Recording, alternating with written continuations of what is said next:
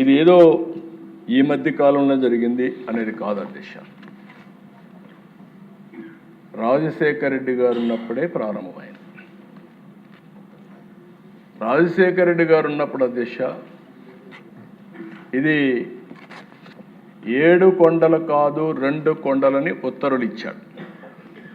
ఆ ఉత్తర్వు కూడా 338 జీవో ఇచ్చారు. ఆ జీవో ఇచ్చినప్పుడు మేమందరం కూడా గట్టిగా ఫైట్ చేశాం, అసెంబ్లీలో ఫైట్ చేశాం.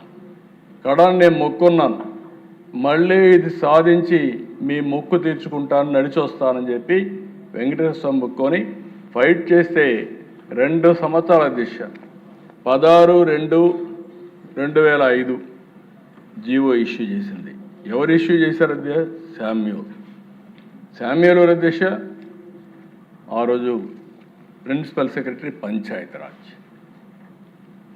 నేను ఎందుకు మళ్ళా ఈ మాట మాట్లాడుతున్నామంటే ఒక్కొక్కసారి డెలిబరేట్గా ఏ విధంగా చేస్తారనేది ఎగ్జాంపుల్ ఇది. శామ్యూల్ ఇది క్రిస్టియన్, తప్పులేదు.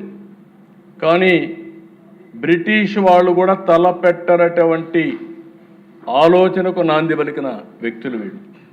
వాళ్ళ కమిట్మెంట్ ఉండొచ్చు, కానీ ఎప్పుడు కూడా మనం అందరం మాట్లాడితే దిశ 7 కొండలవాడ వెంకటరమణ గోవిందా గోవిందా, ఇది స్లోగన్.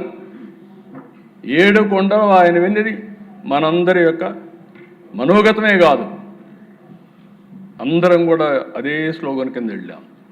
అలాంటిది 2 కొండలు అని చెప్పి ఇచ్చి 2 ఏళ్ళు దేశం అంతా ఆందోళన జరిగితే మళ్ళా రివైజ్ చేసి ఇచ్చారు.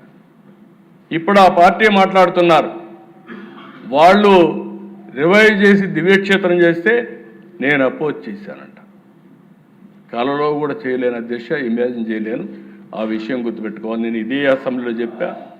మీరు అనుకుంటున్నారు వెంకటేశ్వర స్వామి శక్తి లేదని. ఎవరైనా ఆయనకు అపచారం తలపెడితే నెక్స్ట్ జన్మ కాదు, ఈ జన్మలోనే మీరు పనిష్మెంట్ తీసుకుంటారనేది నా ప్రగాఢ విశ్వాసం. అది జరుగుతుందని చెప్పి కూడా నేను మీకు తెలియజేస్తాను. అలాంటి పవర్ఫుల్ డైటీ అధ్యక్ష. కలియుగ వెంకటేశ్వర స్వామి, కలియుగ దేవుడు, అలాంటి దేవుడికి అపచారం చేయడం కరెక్ట్ కాదని చెప్పి కూడా నేను మీకు తెలియజేస్తున్నా.